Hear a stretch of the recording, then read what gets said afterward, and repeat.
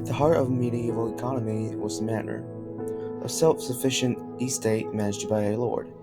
Peasants or serfs worked at the land in exchange for protection and small share of the harvest. It was a system based on mutual obligation, but one where power reset firmly with the landowners. At the heart of medieval economy, while much of medieval life revolved around subsistence farming, markets began to emerge in villages and towns. Here, surplus crops, wool, and other goods were traded.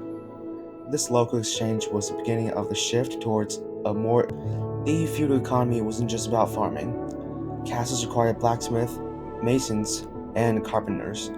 The demand for specialized labor grew, leading to the rise of skilled artisans. This diversification laid the groundwork for the guilds, which formed in the 11th and 12th centuries, were associations of craftsmen and merchants. They regulated trade, ensured quality, and provided training for apprentices. Guilds became powerful economic and political forces within the. As towns grew, so did the scope of trade. Medieval trade fairs became more vibrant hubs of economic activity, attracting merchants from far and wide. These fairs were more than markets, they were melting points of culture. The expansion of trade was fueled by connections to the world of wider. The Crusades, though primarily religious, opened up a new trade routes to the Middle East. Luxury goods like spices and silk began to flow into Europe, creating demand for long-distance trade.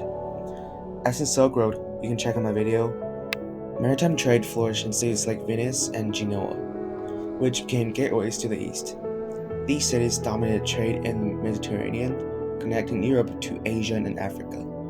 The rise of maritime publics marked a turning point in the medieval. With the growth of trade came the need for more sophisticated financial systems.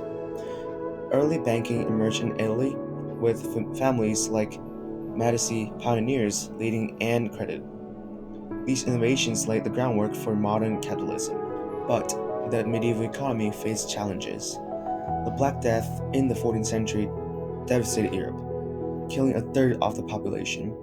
This tragic event disrupted feudalism as labor shortages gave peasants more bargaining power, leading to the decline of the manorial system. By the late Middle Ages, the seeds of transformation were evident. The decline of feudalism, the rise of towns, and the expansion of trade set stage for the Renaissance, an era of economic and cultural rebirth. By the late Middle Ages, the seeds of transformation were evident. From the simplicity of feudal manor to the complexity of international trade. The medieval economy was a story of adaptation and innovation.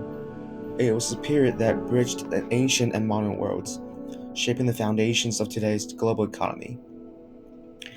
The legacy of the Middle Ages lived in our cities, institutions, and economic systems. Every coin, ship, and trade fair was a step towards the interconnected world we know today.